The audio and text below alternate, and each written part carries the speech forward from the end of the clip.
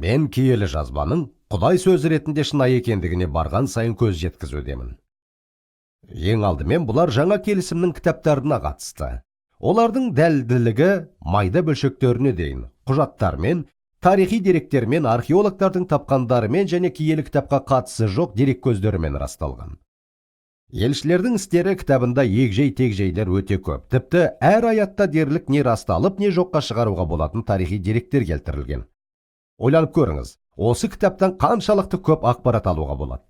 Елшілердің істері кітабының авторы Луқа, оның беттерінде 32 мемлекетті, 54 қаланы, 9 аралдарды және көптеген басқа да егжей-тегжейлерді келтіреді.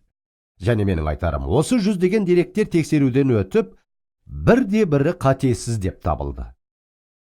Мұндай тек Құдай рухының жетелеуімен жазылған кітаптың авторының қолынан ғана келеді. Осы кітап жазылып жатқан кезде, ал жаңа келісім шамамен 2000 жыл бұрын жазылған.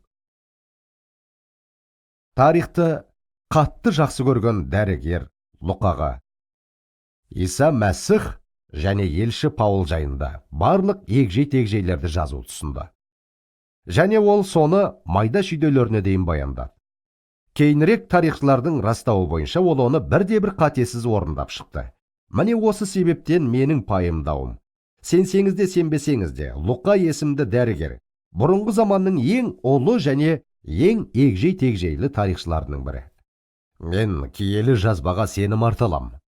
Және сіз де солай істей аласыз. Өзіңіз тексеріп көріңіз.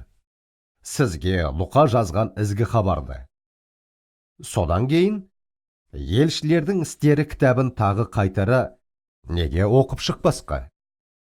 Оларды Луқа 1 және Луқа 2 деп атауға болады. Өйткені елшілердің істері кітабы Луқа жазған ізгі хабар немен аяқталған болса, сонымен басталады. Оқу барысында өзіңізден, бұл жерде қандай егжей-тегжейді көріп тұрмын деп сұраңыз.